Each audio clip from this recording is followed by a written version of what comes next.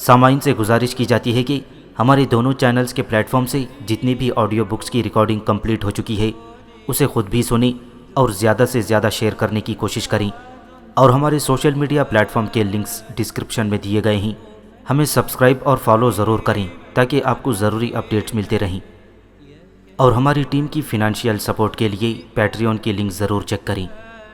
جزاک اللہ۔ بسم اللہ الرحمن الرحیم۔ ابلیکا، صدیوں کے سکوت میں لپٹی ایک حسین داستان۔ مصنف اسلم راہی MA۔ ایپیسوڈ 104۔ یہ بات جنگل کے آگ کی طرح چاروں طرف پھیل گئی تھی کہ پانچوں پانڈو بھائی زندہ ہیں، اور یہ کہ وہ اب ریاست پنچال کے راجا دروپدا کے داماد ہیں۔ یہ خبریں سن کر دریودن اور اس کے بھائی فکر مند ہو گئے، اور ان کو یہ پریشانی لاحق ہو گئی کہ اگر راجا پنچال کے ہاں رہتے ہوئے پانڈو برادران قوت پکڑتے ہیں تو وہ مستقبل قریب میں کورو برادران پر غلبہ پا کر ان سے ہستنا پور کی حکومت چھین لینے میں کامیاب ہو جائیں گے۔ یہ خبریں ملنے کے بعد دریودن نے اپنے سارے مشیروں اور دوستوں سے مشورہ کیا۔ وہ چاہتا تھا کہ کوئی ایسی صورتحال نکل آئی کہ پانچوں پانڈو برادران کا خاتمہ کر دیا جائے۔ وہ اس بات پر بھی بڑا حیران تھا کہ پانڈو بھائی ورنواد کے راج محل سے کیسے بچ نکلنے میں کامیاب ہو گئی۔ بہرحال اس سلسلے میں جب دریودن نے اپنے مشیروں سے اور دوستوں سے مشورہ کیا تو سب نے اسے یہی صلاح دی کہ فوراً راجا پنچال کے خلاف اعلان جنگ کر دیا جائے، اور اگر اس جنگ کی ابتدا کرنے میں دیر کر دی گئی تو وہاں رہتے ہوئے پانڈو برادران زیادہ قوت پکڑ جائیں گے اور پھر ان پر قابو پانا مشکل ہو جائے گا۔ دریودن نے ان مشوروں کو پسند کیا اور ایک لشکر تیار کیا، اور لشکر کو لے کر وہ ریاست پنچال کی طرف بڑھا۔ دوسری طرف راجا دروپدا اور پانڈو برادران کو بھی خبر ہو گئی تھی کہ دریودن ایک لشکر کو لے کر ریاست پنچال کی طرف بڑھ رہا ہے۔ چنانچہ انہوں نے بھی اپنا لشکر تیار کیا اور دریودن کی راہ روکنے کے لیے آگے بڑھے، اور پھر ایک ہولناک لیکن مختصر سی جنگ ہوئی اور دریودن کے لشکر کو بدترین شکست ہوئی۔ دریودن اپنے لشکر کے ساتھ ہستنا پور کی طرف بھاگ کھڑا ہوا، جبکہ پانڈو برادران اور راجا دروپدا نے دور تک ان کا پیچھا کیا اور ان کے لشکریوں کو مارتے کاٹتے ہوئے انہیں ناقابل تلافی نقصان پہنچایا۔ یوں دریودن پانڈو برادران کے ہاتھوں بدترین شکست اٹھانے کے بعد ہستنا پور میں داخل ہو گیا تھا۔ اس شکست کے بعد دریودن غمزدہ اور اداس رہنے لگا تھا۔ وہ ان سوچوں میں غرق ہو کر رہ گیا تھا کہ وہ کون سا طریقہ ہے جسے استعمال کر کے وہ ان پانچوں پانڈو بھائیوں سے چھٹکارا حاصل کر سکے۔ اس سلسلے میں وہ ہر روز کسی نہ کسی سے مشورہ کرتا، لیکن کسی کا مشورہ بھی اسے پسند نہ آتا۔ دن تیزی کے ساتھ گزرنے لگے تھے۔ ایک روز دریودن اپنے دوست رادھی یعنی رادیو کے ہمراہ اپنے باپ راجا دھرتراشٹر کے پاس پہنچا اور کہنے لگا، اے میرے باپ، آپ جانتے ہیں کہ ہم ایک بار راجا دروپدا اور پانڈو برادران کے ہاتھوں شکست کا سامنا کر چکے ہیں۔ مجھے خدشہ ہے کہ حالات اگر ایسے ہی رہے اور ہم نے کوئی قدم نہ اٹھایا تو پانڈو برادران ریاست پنچال میں رہتے ہوئے پہلے سے زیادہ قوت اور طاقت پکڑ جائیں گے، اور پھر ایک وقت ایسا بھی آئے گا کہ وہ ہمارے خلاف فیصلہ کن قدم اٹھائیں گے اور ہم سے ہستنا پور کا راج پاٹ چھین لینے میں کامیاب ہو جائیں گے۔ اے میرے باپ، کیا ایسا ممکن نہیں کہ ہم پانڈو برادران میں نفرت کا بیج بوئیں اور راجا پنچال دروپدا کو قیمتی تحائف بھجوا کر اس کے ساتھ دوستانہ تعلقات قائم کریں، اور پھر ان تعلقات کو بنیاد بنا کر ہم راجا دروپدا اور پانڈو برادران کے درمیان نفرت کی خلیج پیدا کر دیں؟ کیا ایسا ممکن نہیں کہ ہم خوبصورت دروپدی کی مدد سے پانڈو برادران کے دلوں میں ایک دوسرے کے خلاف نفرت بھر دیں؟ کیا یہ بھی ممکن نہیں کہ کم از کم پانڈو برادران میں سے بھیم کو ختم کر دیں، اس لیے کہ یہ بھیم ہی میرا بدترین دشمن ہے۔ جب یہ مارا جائے گا تو پانڈو برادران کے دل ٹوٹ جائیں گے اور وہ آنے والے دور میں ہمارے خلاف کامیابیاں نہ حاصل کر سکیں گے۔ اے میرے باپ، میری یہ چند تجویزیں ہیں، آپ بتائیے کہ ہم ان تجویزوں میں سے کس پر عمل کر کے کامیابی حاصل کر سکتے ہیں؟ دریودن کے اس استفسار کے جواب میں اس کا باپ دھرتراشٹر تو گہری سوچوں میں غرق ہو گیا، مگر دریودن کے دوست رادیو نے کہا، اے دریودن میرے دوست، لگتا ہے کہ تم نے اپنی عقل سے کام لینا چھوڑ دیا ہے۔ اگر ایسا نہ ہوتا تو تم اس قسم کی تجاویز ہرگز پیش نہ کرتے۔ جو بھی تجویز تم نے پیش کی ہے یہ ساری دھوکہ فریب پر مبنی ہے، اور ایک شتری کو یہ ہرگز زیب نہیں دیتا کہ وہ ایسی فریب کاری سے کام لے کر اپنے دشمن پر قابو حاصل کرنے کی کوشش کرے۔ اے دریودن، نہ تو ہم ریاست پنچال کے راجہ دروپدا کو پانڈو برادران کے خلاف کر کے کامیابی حاصل کر سکتے ہیں، اور نہ ہی بھیشم کو قتل کر کے ہم پانڈو برادران پر اپنی گرفت مضبوط کر سکتے ہیں، اور نہ ہی دروپدی کی مدد سے ہم ان پانچوں پانڈو بھائیوں کے درمیان نفرت پیدا کر سکتے ہیں، اس لیے کہ وہ پانچوں بھائی ایک دوسرے کے حق میں جان کی بازی تک لگانے کے لیے تیار رہتے ہیں۔ تمہاری یہ ساری تجاویز بیکار اور ناقابل عمل ہیں۔ پانڈو برادران اور راجہ دروپدا پر قابو پانے کا صرف ایک یہی واحد طریقہ ہے کہ ایک ہولناک جنگ کی جائے۔ گزشتہ جنگ میں جس میں ہمیں شکست اٹھانا پڑی ہے وہ ہم نے جلد بازی میں شروع کی تھی، اور اس میں ہم نے مناسب تیاری نہ کی تھی۔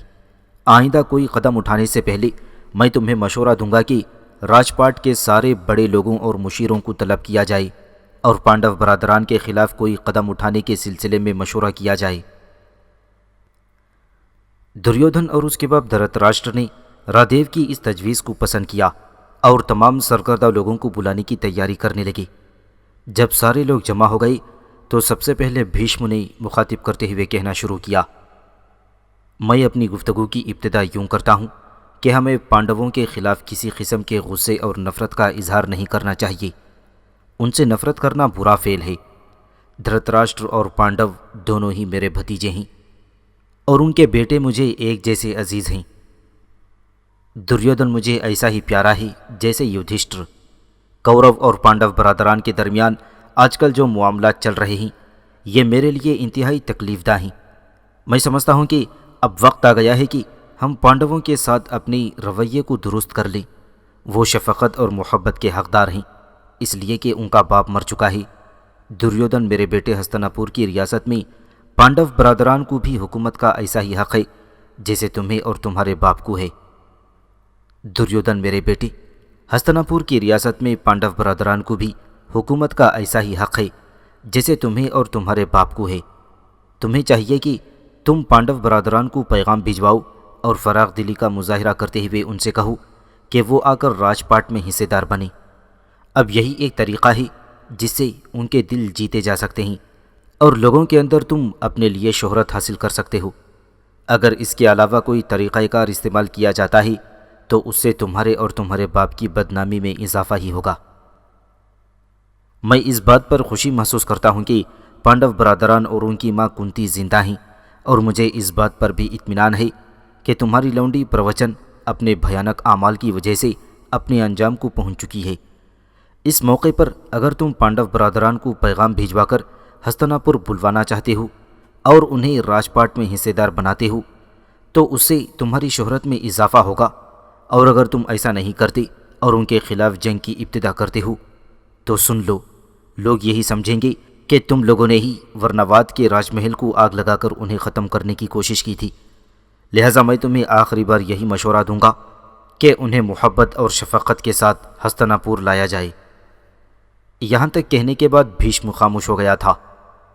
بھیشم کے بعد درونا اپنی جگہ پر کھڑا ہوا اور اس نے اپنے خیالات کا اظہار کرتے ہوئے بھیشم کی تجویز پر مکمل طور پر اتفاق کرتے ہوئے بولا، جو بہترین کام ہم کر سکتے ہیں وہ یہ ہے کہ ہم راجہ پنچال کی طرف ایک قاصد بھیجوانا چاہتے ہیں۔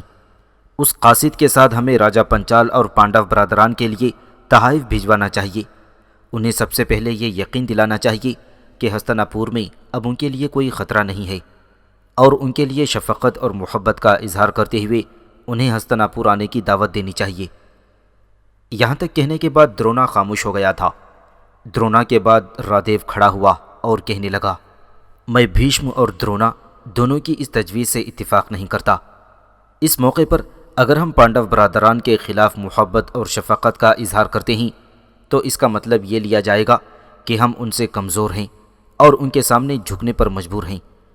میرے خیال کے مطابق پانڈو برادران سے نمٹنے کا سب سے بہترین اور صحیح طریقہ یہ ہے کہ ان کے خلاف اس وقت تک جنگ کی جائے جب تک وہ ہماری مرضی کے مطابق ہمارے سامنے نہیں جھکتے، اور اگر ہم نے ایسا نہیں کیا تو آنے والے دنوں میں پانڈو برادران ہم سب کے لیے ایک ہولناک خطرہ بن کر کھڑے ہوں گے۔ ان الفاظ کے بعد رادیو بھی اپنی جگہ پر کھڑا ہو گیا۔ اس کے بعد پانڈو برادران کا چچا ودورا کھڑا ہوا اور اپنے بھائی دھرتراشٹر کو مخاطب کر کے اس نے بھی بھیشم کی تجویز کی حمایت کی اور پانڈو برادران کے خلاف دشمنی کا سلسلہ ختم کرنے پر زور دیا۔ بھیشم اور ودورا کی بات سننے کے بعد راجا دھرتراشٹر اٹھا اور پھر کہنے لگا، میں اس گفتگو سے جو بھیشم اور ودورا نے کی ہے مکمل طور پر اتفاق کرتا ہوں۔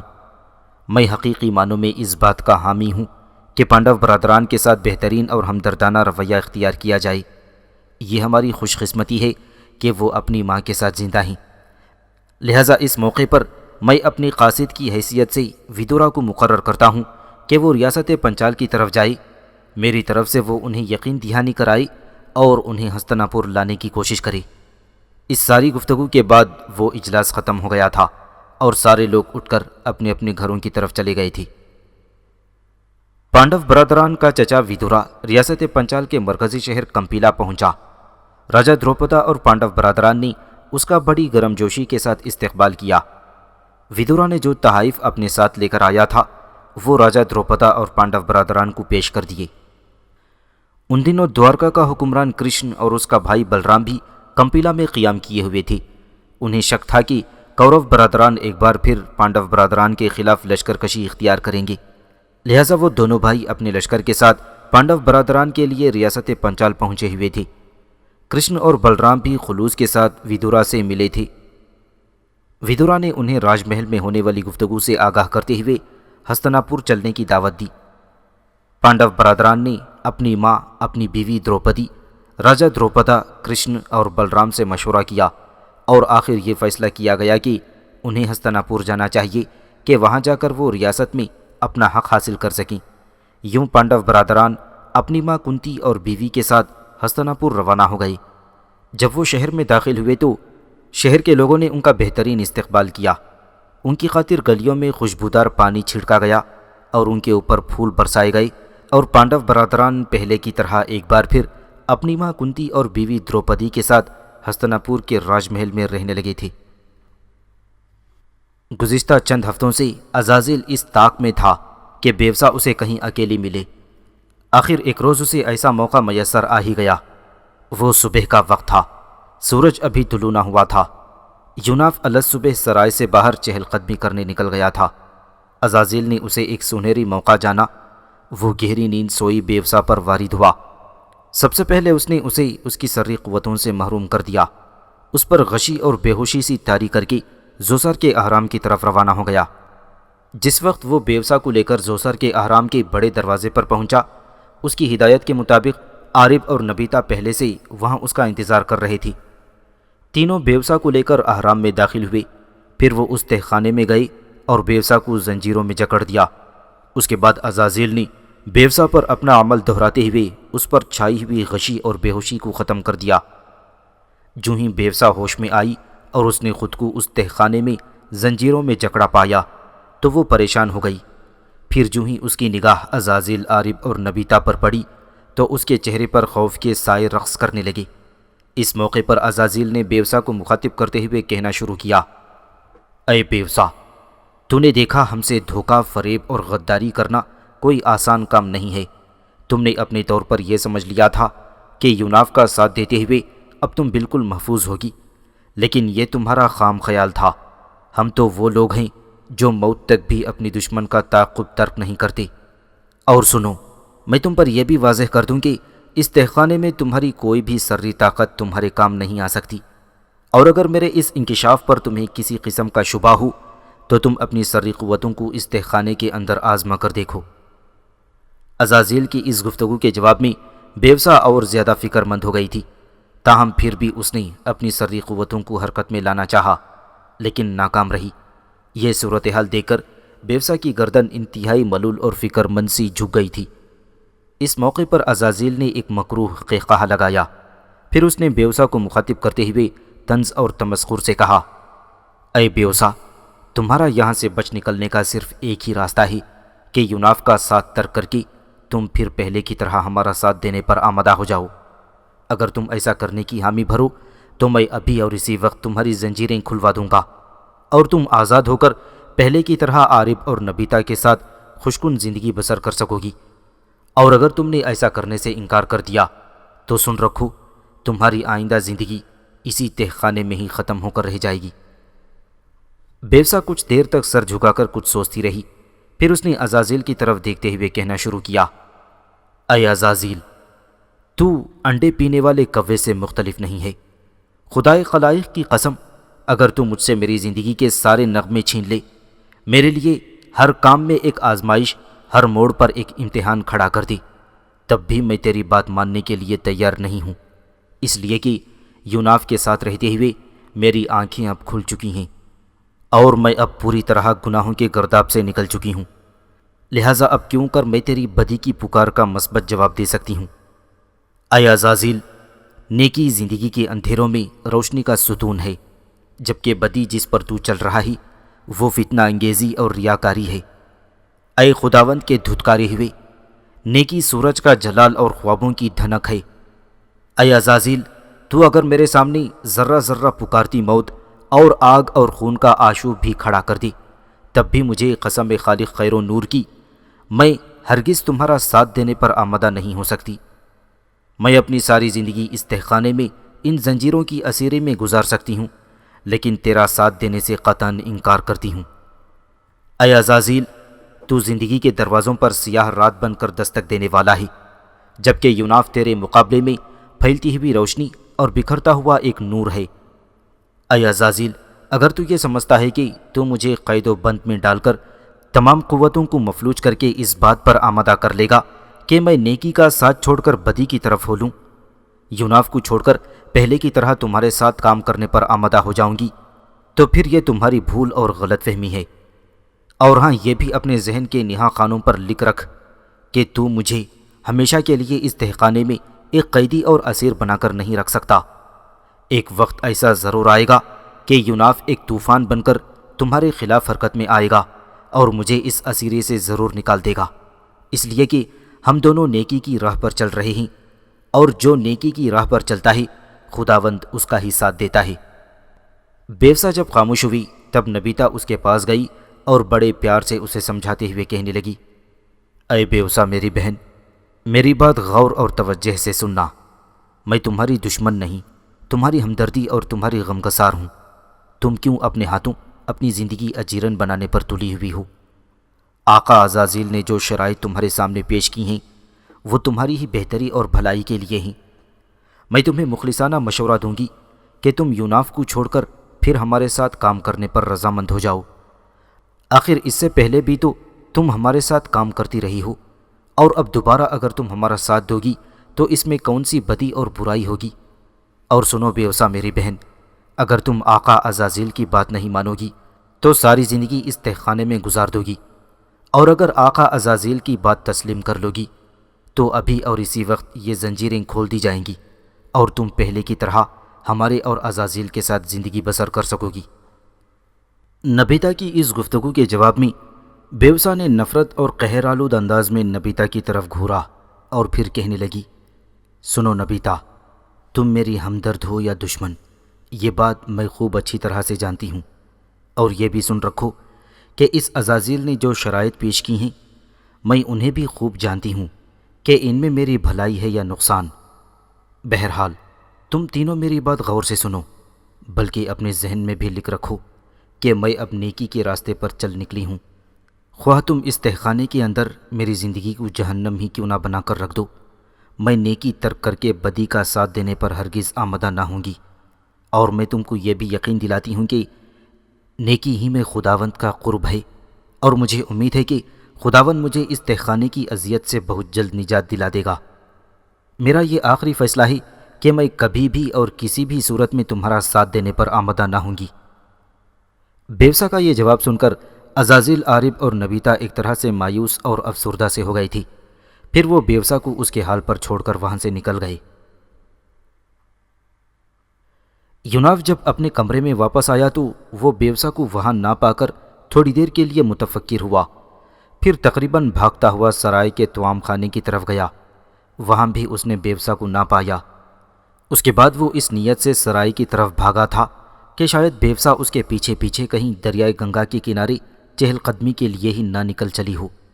دریا کے کنارے وہ دور تک گیا ہوا تھا، لیکن کہیں بھی اسے بیوسا نہ ملی۔ آخر مایوس ہو کر وہ سرائے میں واپس آیا۔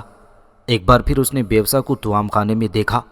اس کے بعد جب وہ اپنے کمرے میں داخل ہوا تو کمرہ ابھی تک خالی تھا۔ اس موقع پر یوناف کے چہرے سے پریشانیاں اور تفکرات برسنے لگی تھی۔ پھر وہ کچھ سوچنے کے لیے اپنی منصہری پر بیٹھ گیا تھا۔ اس کی گردن جھک گئی تھی اور اس نے اپنا سر دونوں ہاتھوں میں تھام لیا تھا۔ تھوڑی دیر تک یوناف اسی حالت میں کمرے کے اندر اکیلا بیٹھا رہا، یہاں تک کہ ابلیکا نے اس کی گردن پر لمس دیا۔ پھر اس کی فکر مند سی آواز یوناف کی سماعت سے ٹکرائی۔ یوناف میرے حبیب، میں نے بیوسا کو پوری تندہی سے دور دور تک تلاش کیا ہے، لیکن بیوسا کہیں نہیں ملی۔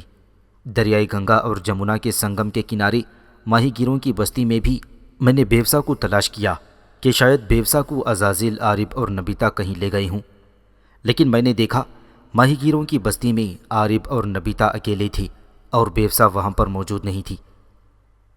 اے یوناف، میں تمہاری طرح ہی فکر مند اور پریشان ہوں۔ میری سمجھ میں نہیں آتا کہ بیوسا کہاں چلی گئی ہے۔ بہرحال میں اسے پھر تلاش کروں گی۔ ابلیکا کی اس گفتگو سے یوناف سنبھل چکا تھا اور ابلیکا کو اس نے مخاطب کرتے ہوئے کہا، ابلیکا میری رفیقہ، اپنی پوری تندہی سے اور سرگرمی کے ساتھ بیوسا کو تلاش کرتی رہو اور مجھے اس کی خبر کرو۔ یوناف کی طرف سے یہ مشورہ سنتے ہی ابلیکا اس کی گردن سے علیحدہ ہو کر چلی گئی، جبکہ یوناف خود افسردہ سا اپنے کمرے سے نکل کر کھانا کھانے کے لیے سرائے کے توام خانے کی طرف چلا گیا تھا۔ پانڈو برادران ماں اور بیوی کے ساتھ ہستنا پور میں آمد کے چند ہی روز بعد ہستنا پور کے راجہ دھرت راشٹر نے جشن تاج پوشی منانے کا اعلان کر دیا تھا۔ اس جشن میں حصہ لینے کے لیے دوارکا سے کرشن کو بھی بلوا لیا گیا تھا۔ جب سارے مہمان جمع ہوئے تو اس جشن تاج پوشی کا اہتمام کیا گیا۔ اس جشن کے موقع پر ہستنا پور کے راجہ دھرت راشٹر نے ریاست کو 2 حصوں میں تقسیم کرنے کا اعلان کیا۔ یہ فیصلہ کیا گیا کہ ہستنا پور کا راجہ بدستور دھرت راشٹر ہی رہے گا اور اس کے بعد اس کا بیٹا دریودن اس ریاست کا راجہ بنے گا، جبکہ دوسرے آدھے حصے کا راجہ پانڈو برادران کا بڑا بھائی یدھشٹر ہوگا اور اس حصے کا نام اندرپرستھا ہوگا۔ دراصل اس ریاست کا قدیم دارالحکومت اندرپرستھا ہی تھا۔ بعد میں ریاست کا مرکز شہر ہستنا پور قرار دے دیا گیا تھا اور یوں ریاست کو 2 حصوں میں تقسیم کر کے ایک حصے کا دھرت راشٹر ہی راجہ رہا اور دوسرے پر یدھشٹر کے راجہ ہونے کا اعلان کر دیا گیا۔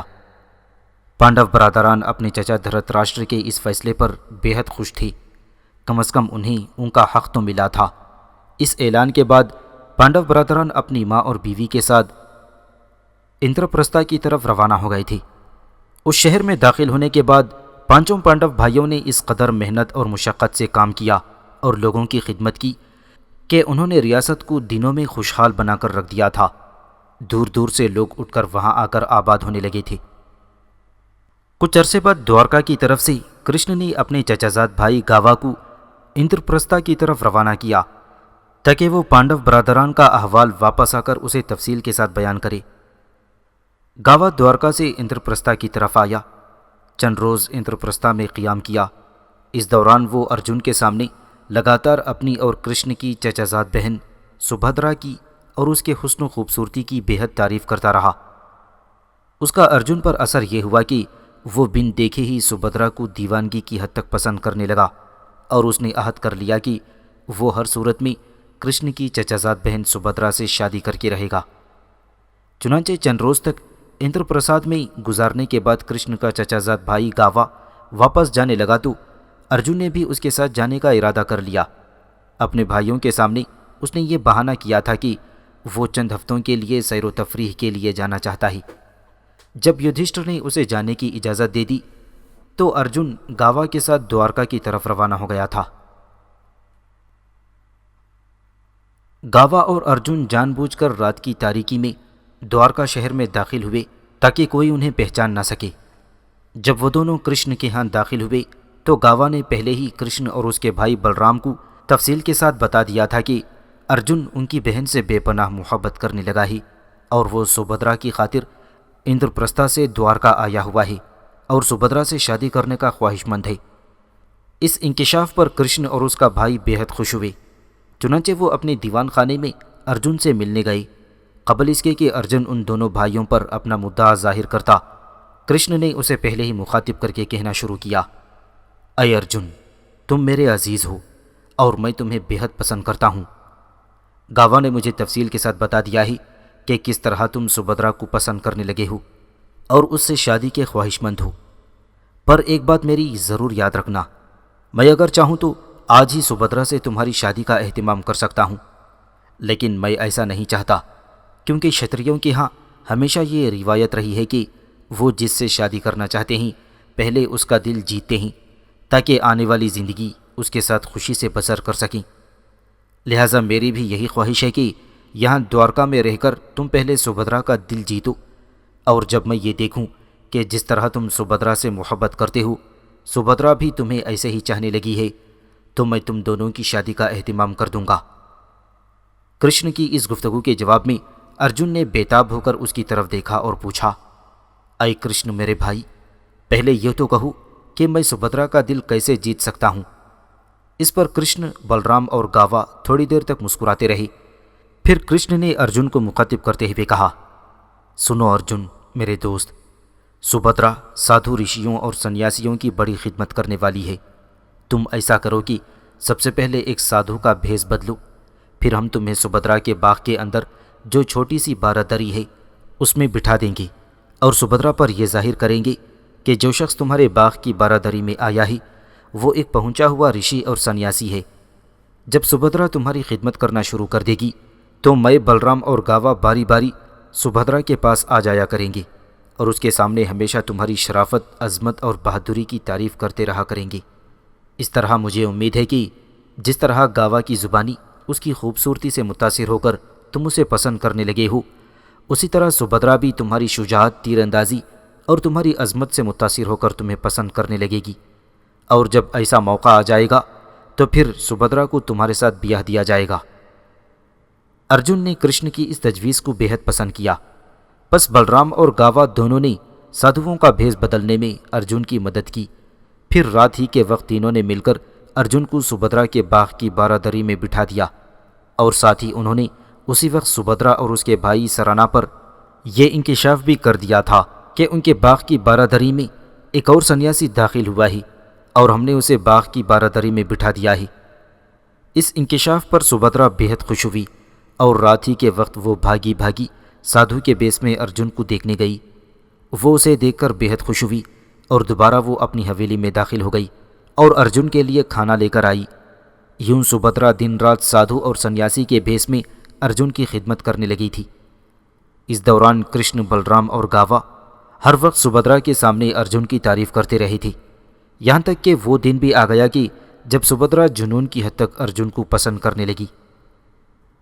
کرشن، بلرام اور گاوا نے جو قد کاٹ اور خدوخال سبھدرا کے سامنے ارجن کے بارے میں ظاہر کیا تھا، اس سے ایک روز سبھدرا کو شک ہو گیا اور اس کے دل میں یہ خیال آیا کہ جو حلیہ کرشن، بلرام اور گاوا نے ارجن کا بیان کیا ہے وہی حلیہ اس سنیاسی کا بھی ہے جس نے اس کے باغ کی بارہ-دری میں قیام کر رکھا ہے۔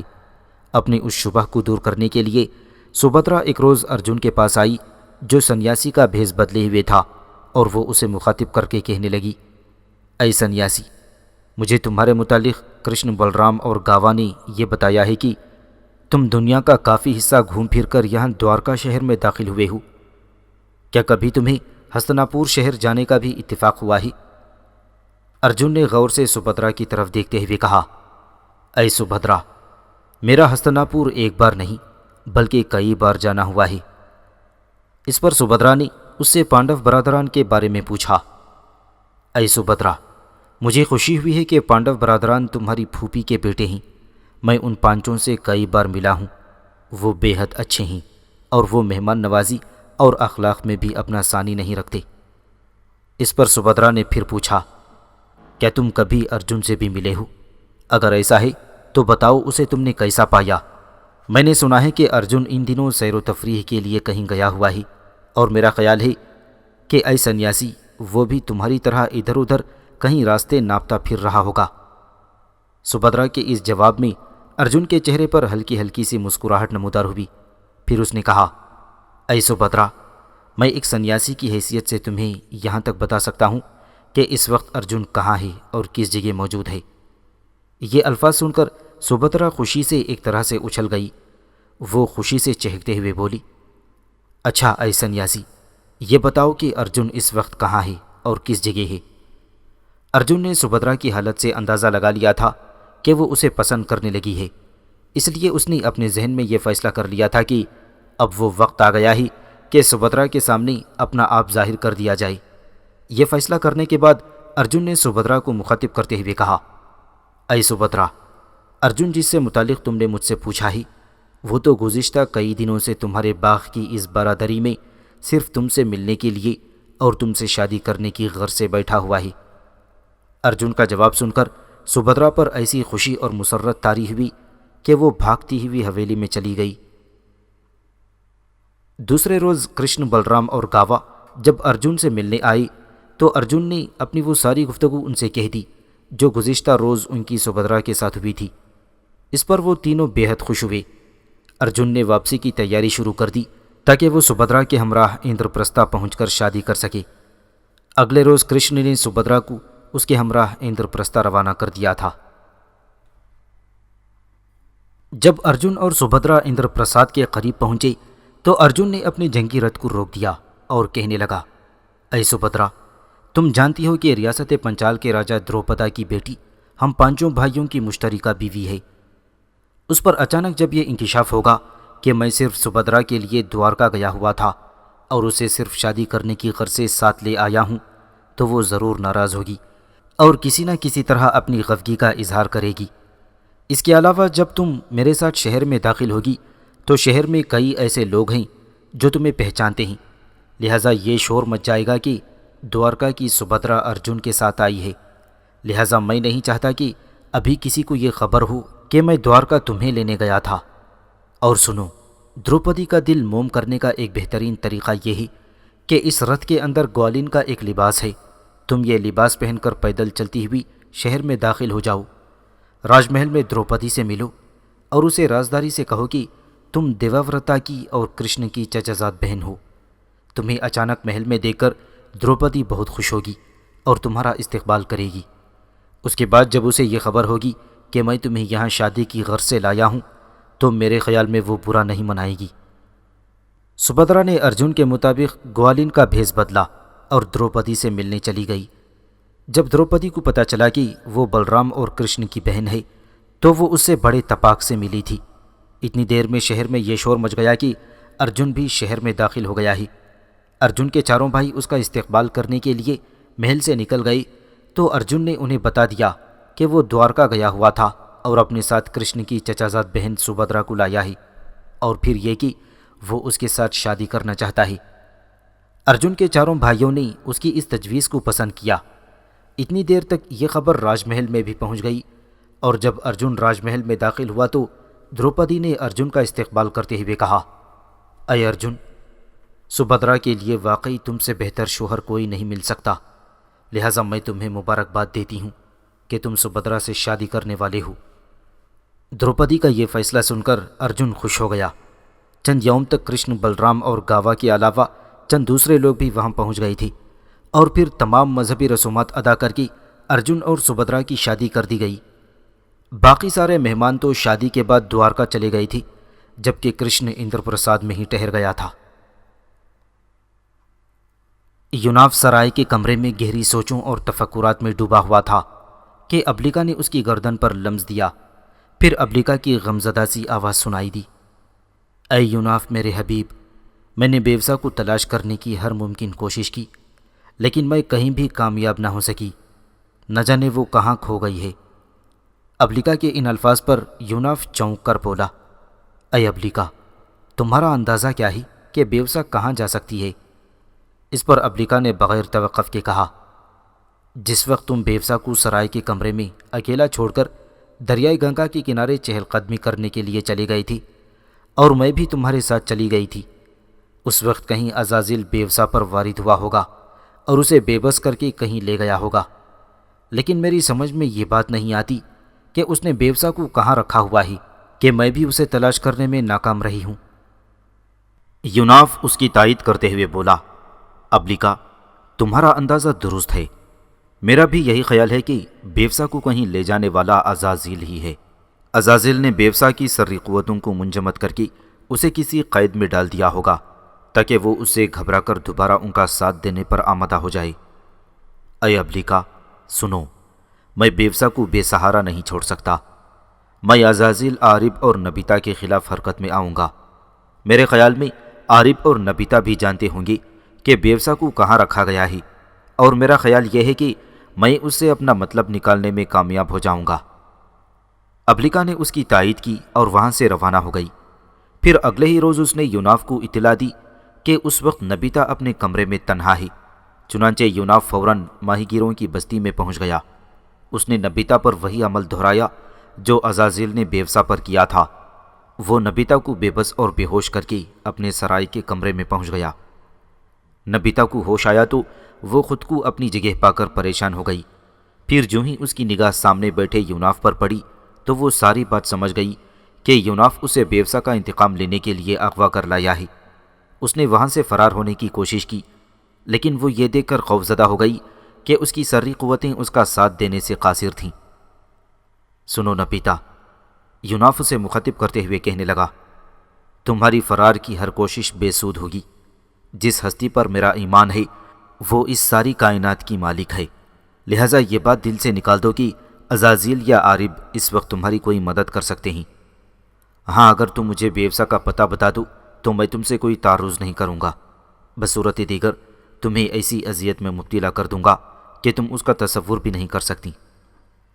نبیتا نے جب خود کو یوناف کے سامنے پوری طرح بے بس پایا تو اس نے خود کو اذیت سے بچانے کے لیے یوناف کو بیوسا کی زوسر کے احرام میں محبوس کیے جانے اور وہاں کے طلسم کے بارے میں سب کچھ بتا دیا تھا۔ چنانچہ یوناف نے وعدے کے مطابق اسے رہا کر دیا اور نبیتا اپنی سری قوتوں کے سہارے فوراً وہاں سے اس طرح غائب ہوئی جیسے اسے خدشہ ہو کہ اگر وہ ایک لمحے بھی وہاں رکی تو یوناف کی آنکھوں سے نکلتے ہوئے غصے کے شعلے اسے بھسم کر کے رکھ دیں گے۔ جن دنوں کرشن اندرپرستھا میں پانڈو برادران کے ساتھ قیام کیے ہوئے تھا، ان دنوں ناردا نام کا ایک بوڑھا برہمن اندرپرساد میں داخل ہوا۔ وہ یدھشٹر سے ملا اور اس پر انکشاف کیا کہ ان کا باپ پانڈو ان کا بہترین دوست تھا۔ اس نے پانڈو برادران کو بھی یہ بتا دیا تھا کہ ان کا باپ پانڈو ان کے مستقبل سے بڑا فکر مند تھا اور اس کی سب سے بڑی خواہش یہ تھی کہ اس کے بیٹے حکمران ہوں، اور پھر وہ ایک ایسا ہال تعمیر کریں جس کی پورے ہندوستان میں کوئی مثال نہ ہو۔ اس کے بعد ہندوستان کے سارے راجاؤں کو دعوت دی تاکہ اس کے بیٹے پورے ہندوستان میں نہ صرف یہ کہ نامور ہو جائیں بلکہ اس کا بیٹا یدھشٹر ہندوستان کا سب سے بڑا راجا کہلائے۔ ناردا کے اس انکشاف پر یدھشٹر بڑا متاثر ہوا اور اس نے ارادہ کر لیا کہ وہ ہر حالت میں اپنے باپ کی اس خواہش کو پورا کر کے رہے گا۔ اس معاملے میں اس نے کرشن سے صلاح مشورہ کیا اور کرشن نے بھی اس سلسلے میں یدھشٹر سے پوری حمایت اور تعاون کیا۔ چنانچہ کرشن نے بھی یدھشٹر کے لیے مایا نام کے ایک ایسے صنع کو طلب کیا جو فن تعمیر کے سلسلے میں اپنا کوئی ثانی نہیں رکھتا تھا۔ مایا نے ہزاروں مزدوروں اور کاریگروں کی مدد سے جلد ہی ایک ایسا عظیم الشان اور خوبصورت ہال تعمیر کروایا جس کی مثال پورے ہندوستان میں نہ تھی۔ اس ہال کا نام سبھا رکھا گیا۔ ہال کی تعمیر کے بعد یدھشٹر نے ہندوستان کے سارے راجاؤں کو اپنے ہاں دعوت دی۔ یوں سارے راجے اندرپرستھا میں جمع ہوئے۔ ہستناپور سے دریودن اور اس کا مشیر اور دستے راج شکونی بھی اس دعوت میں شریک ہوئے تھے۔ کئی روز تک پانڈو برادران اپنے شہر اندرپرساد میں جمع ہونے والے ہندوستان کے راجاؤں کی خدمت اور ضیافت کرتے رہے۔ ہر راجہ سبھا نام کے اس محل سے بے حد متاثر ہوا تھا۔ ہر ایک کی زبان پر یہ الفاظ تھے کہ پورے ہندوستان میں آج تک نہ کوئی ایسا ہال تعمیر ہوا ہے اور نہ ہی آج تک ایسی ضیافت کسی نے دی ہے۔ ہر راجہ یدھشٹر اور اس کے بھائیوں کی تعریف کر رہا تھا اور ہر کوئی ایک دوسرے سے یہی کہہ رہا تھا کہ یدھشٹر ہی ہندوستان کا سب سے بڑا راجا ہے۔ چند دن بعد ایک ایک کر کے وہاں جمع ہونے والے سارے راجے اپنے اپنے شہروں کی طرف کوچ کر گئے تھے۔ تاہم ہستناپور کا دریودن اور اس کا مشیر شکونی اندرپرستھا میں ہی ٹھہرے ہوئے تھے۔ پانڈو برادران اس کے اس قیام پر بے حد خوش تھے کہ انہیں اپنے چچا زاد بھائی جن سے اس کی ماضی میں بدترین دشمنی تھی اس کی خدمت کرنے کا موقع مل رہا ہے۔ پانڈو برادران نے دریودن اور شکونی کی ضیافت، دعوت اور خدمت میں کسی قسم کی کمی اور کوتاہی نہ ہونے دی۔ दुर्योधन सभा नाम की उस हॉल से बेहद मुतासिर था। उस हॉल की तामीर और उसके अंदर लगे हुए संगे मरमर और दूसरी कीमती अशिया ने पांडव बरादरान की अजमत में इजाफा कर दिया था, बल्कि सारे राजे युधिष्ठिर को हिंदुस्तान का सबसे बड़ा राजा मानने पर मजबूर हो गए थे। एक दिन दुर्योधन तन्हा सभा के उस हॉल में दाखिल हुआ। उस हॉल में एक ऐसा हाउस तामीर किया गया था कि देखने वाला अपनी पहली नज़र में पहचान ही नहीं सकता था कि ये हाउस है, इसलिए कि हाउस में लगा हुआ संगे मरमर कुछ इस अंदाज में दिखाई देता था जैसे वहाँ हाउस ना हो बल्कि वो फर्श ही का हिस्सा हो। दुर्योधन टहलते टहलते उस हाउस की तरफ गया। वो ये ना जान सका कि वहाँ हाउस है, लिहाजा वो बेख्याली में उस हाउस के अंदर गिर गया। इस दौरान पांडव बरादरान, उनकी बीवी द्रौपदी और अर्जुन की बीवी सुभद्रा के अलावा कुछ और लोग भी वहाँ पहुँच गए। जब उन्होंने देखा कि दुर्योधन हाउस में गिरा हुआ है तो उन्होंने दुर्योधन की इस बेबसी और उसकी सादगी पर कहकहे लगाई। दुर्योधन ने अपनी इस हिमाकत पर लोगों के कहकहों को इंतहाई नापसंद किया था। बहरहाल सब ने मिलकर उसे हाउस से निकाला। फिर दुर्योधन की दूसरी बदबख्ती ये कि वो हाउस के पास से गुजरता हुआ आगे बढ़ा। हॉल के उस हिस्से में शीशा लगा हुआ था जिसे वो देख ना सका, और उसने यही ख्याल किया कि वो दरवाज़ा है जिसके ज़रिए से वो हॉल से बाहर निकल सकता है। लिहाजा जब वो उस तरफ गया तो उसका माथा ज़ोर से शीशे के साथ टकराया और वो बुरी तरह ज़ख्मी हो गया। उसकी इस दूसरी हिमाकत पर भी पांडव बरादरान, द्रौपदी, अर्जुन की बीवी सुभद्रा और दूसरे लोगों ने भरपूर कहकहे लगाई, जिस पर दुर्योधन गुस्से और नफरत में जलकर राख हो गया था। बहरहाल चंद दिन सुकून के साथ इंद्रप्रसाद में बसर करने के बाद दुर्योधन वापस हस्तिनापुर चला गया था। इंद्रप्रसाद से वापस आने के बाद दुर्योधन चंद रोज तक अफसुर्दा सा रहा। वो किसी से बात तक ना करता और हर वक्त ख्यालात में खोया रहता। उसके भाइयों, दोस्तों और दीगर लोगों ने उसकी इस इंतहाई गोशा नशीनी और उसके इस तफक्कुरात को जानने की बेहद कोशिश की, लेकिन उसने किसी पर कुछ जाहिर न किया। दरअसल इंद्रप्रसाद में दुर्योधन पांडव बरादरान की अजमत और हिंदुस्तान के मुख्तलिफ राजाओं का युधिष्ठिर को हिंदुस्तान का सबसे बड़ा राजा करार देने में जल उठा था। वो ये बर्दाश्त ना कर सका था कि उसके मुकाबले में पांडव बरादरान ज़्यादा अजमत और इज़्ज़त हासिल कर सकें। लिहाजा उसी नफ़रत और हसद में वो तन्हाई और तफक्कुरात का शिकार हो गया था। एक रोज़ दुर्योधन ने अपने दोस्त, अपने राजदान और मुशीर शकुनी को तलब किया। ऐ शकुनी, तू जानता ही मेरी बेसुकूनी और तन्हाई का क्या राज है? इस पर शकुनी मुस्कुराकर कहने लगा, हाँ मैं जानता हूँ। जब से तुम इंद्रप्रसाद से लौटे हो तुम्हारी ये हालत हो गई है। मैं समझता हूँ कि तुम वहाँ के हालात से मुतासिर हुए हो जो तुम्हारे लिए नाकाबिले बर्दाश्त हैं।